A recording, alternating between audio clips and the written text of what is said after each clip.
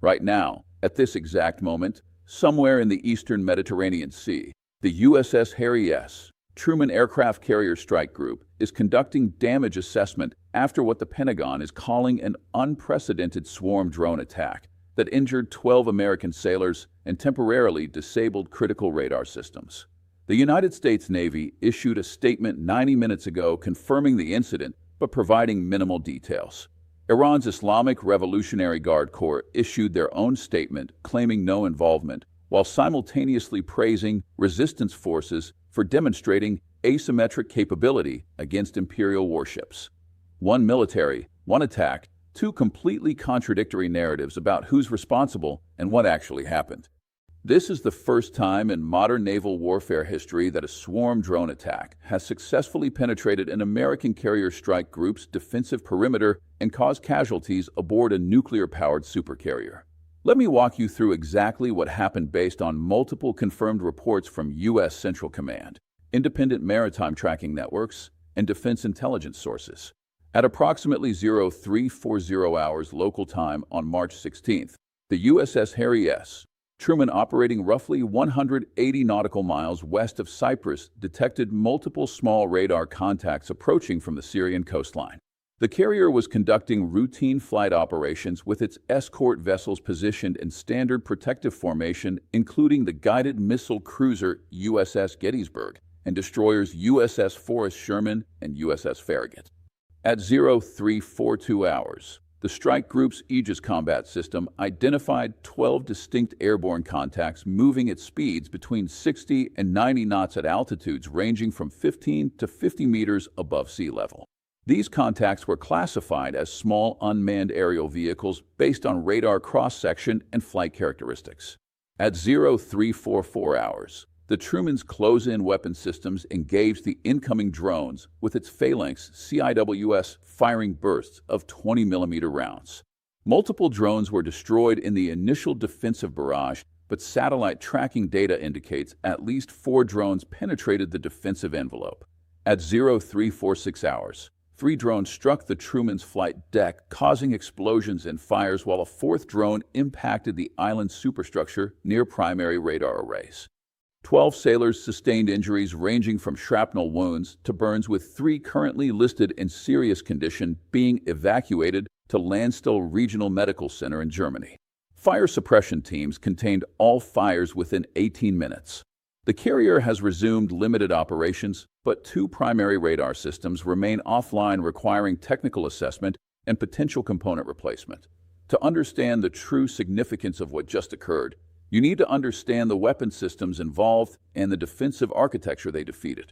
The drones used in this attack were not commercial quadcopters purchased from Amazon. Based on debris recovery and explosive residue analysis, these were military-grade loitering munitions similar in design to Iranian Shahid 136 kamikaze drones with estimated range of 2,000 kilometers and warheads containing approximately 40 kilograms of high explosives. The Shahid 136, which Iran has supplied to Russian forces for use in Ukraine, represents a fundamentally different threat profile than traditional anti-ship missiles. These drones fly at extremely low altitudes using terrain-following navigation, present minimal radar signatures due to composite construction and small physical size, and operate at relatively slow speeds that fall outside the optimal engagement parameters for many defensive systems designed to counter supersonic missiles. The USS Harry S. Truman is protected by arguably the most sophisticated air defense network ever deployed at sea. The ship's /spy 1D passive electronically scanned array radar can simultaneously track more than 100 targets at ranges exceeding 400 kilometers. The Aegis combat system can coordinate defensive fires across the entire strike group, creating layered defense in depth.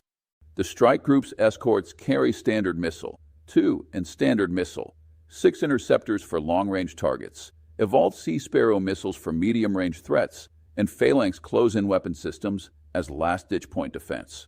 Despite this overwhelming defensive capability, at least 4 drones successfully struck their target. The strategic significance here is profound. If relatively inexpensive drones costing perhaps $20,000 each can penetrate defenses protecting a $13 billion aircraft carrier that represents the centerpiece of American power projection capability, every assumption about naval warfare in contested environments requires immediate reassessment. The carriers were designed to operate beyond the range of most threats, while their aircraft provided offensive reach. Swarm drone tactics using dozens or hundreds of expendable munitions launched from trucks on distant coastlines fundamentally challenged this operational model. Here's what makes this attack strategically significant beyond the immediate tactical details. From the American perspective, aircraft carriers have represented untouchable instruments of power projection since World War II. No American carrier has been sunk by enemy action since 1945 despite continuous operations in hostile environments from Korea to Vietnam to the Persian Gulf. This psychological invulnerability matters almost as much as actual military capability because it shapes adversary decision-making. When American carriers appear offshore during international crises, they signal overwhelming military superiority and political resolve. That deterrent effect depends entirely on adversaries believing carriers are effectively invulnerable to attack. This incident directly challenges that perception. From the Iranian perspective, assuming Iranian technology enabled this attack, even if Iranian forces didn't directly execute it, this represents validation of their entire strategic approach to asymmetric warfare. Iran cannot match American military power symmetrically, so they've invested heavily in asymmetric capabilities designed to exploit specific vulnerabilities. Swarm drone tactics, anti-ship ballistic missiles, naval mines, and small boat swarm attacks all target the same strategic objective, which is denying American freedom of maneuver in confined waterways, where geographic constraints limit defensive options. According to Dr. Siddharth Kaushal, research fellow for sea power at the Royal United Services Institute in London, the successful penetration of carrier defenses by relatively primitive drones demonstrates that quantity has a quality all its own. Even the most sophisticated defensive systems can be overwhelmed by sufficient numbers of cheap, expendable munitions. This fundamentally alters cost-exchange ratios in ways that favor attackers over defenders. This echoes dynamics from the 2019 attacks on Saudi Aramco facilities when swarm drone and cruise missile strikes temporarily knocked out 50% of Saudi oil production despite billions invested in air defense systems.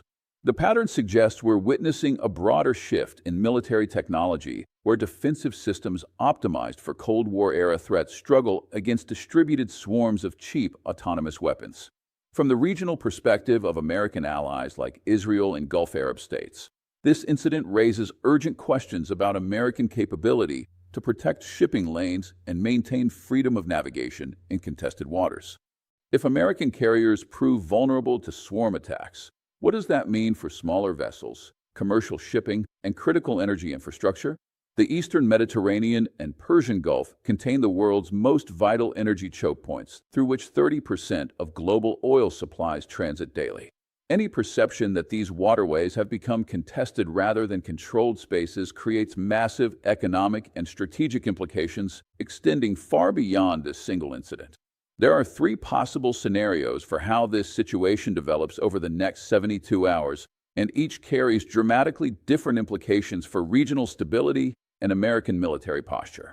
Scenario 1 is tactical adjustment without strategic escalation, probability approximately 35%. In this scenario, the United States treats this as an isolated incident requiring tactical responses rather than strategic retaliation.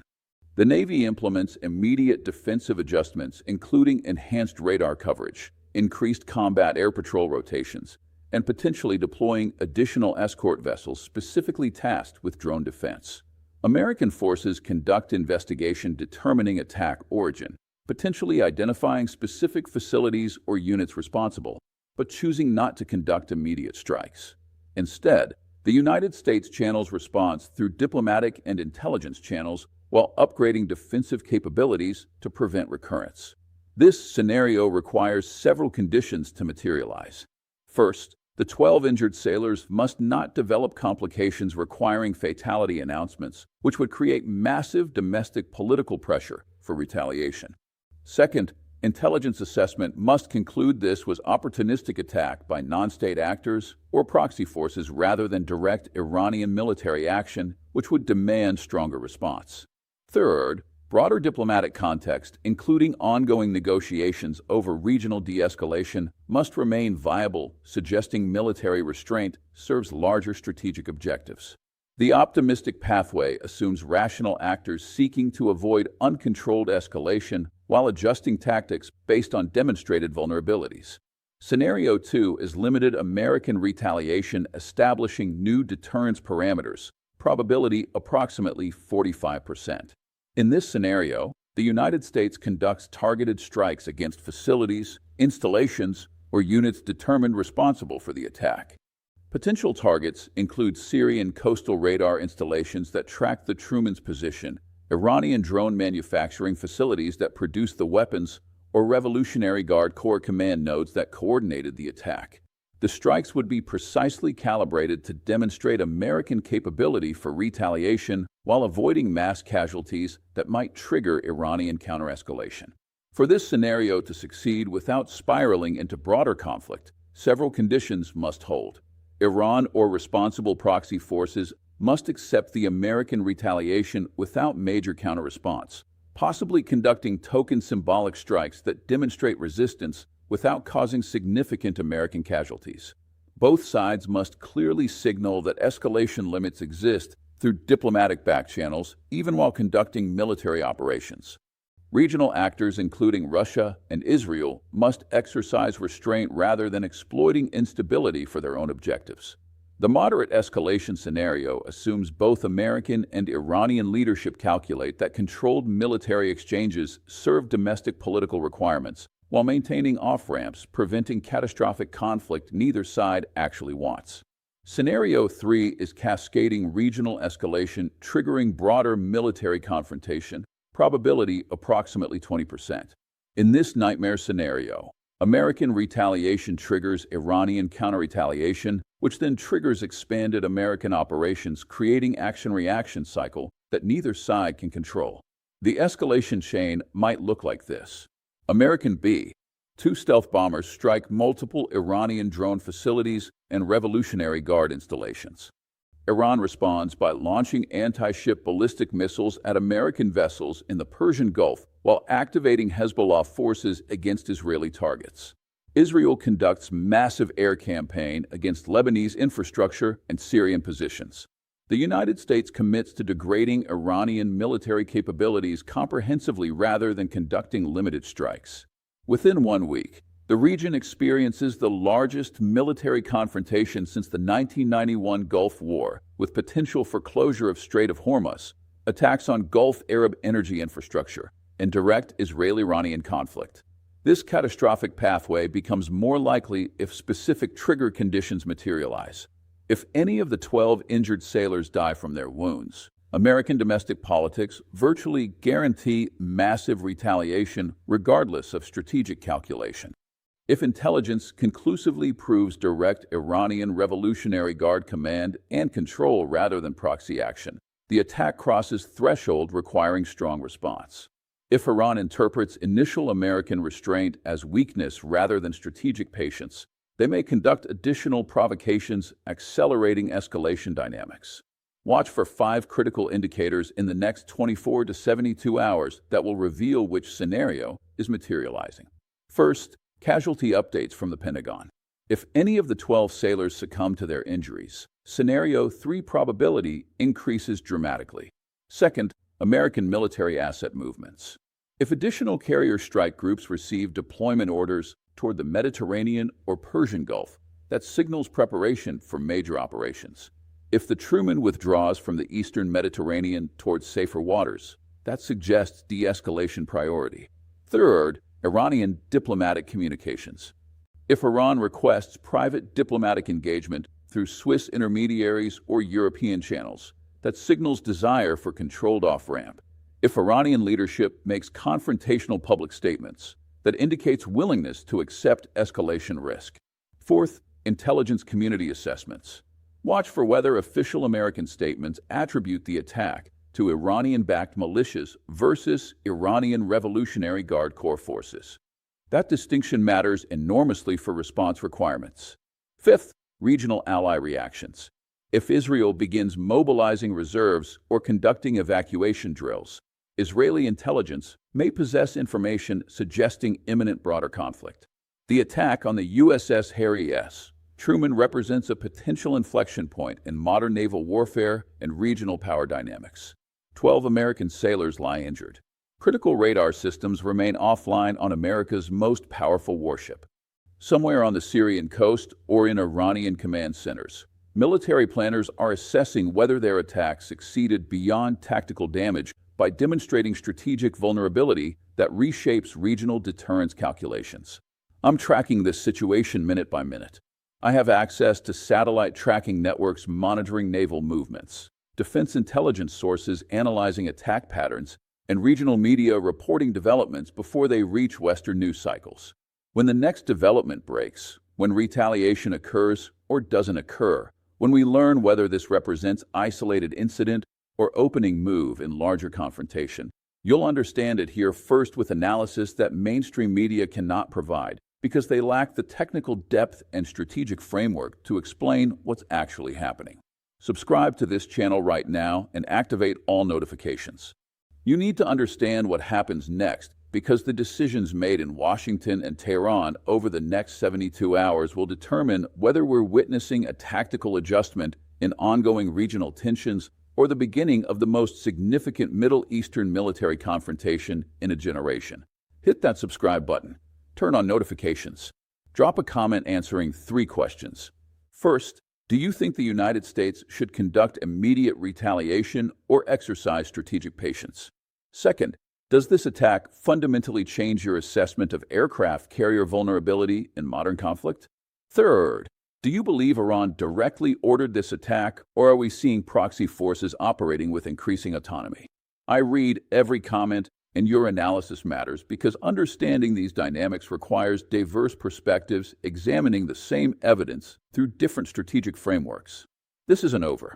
The Carrier Strike Group continues operations despite damage. Intelligence agencies are tracing attack origins. Military planners on multiple sides are calculating next moves. The clock is running. The next 72 hours determine everything. Thanks for watching.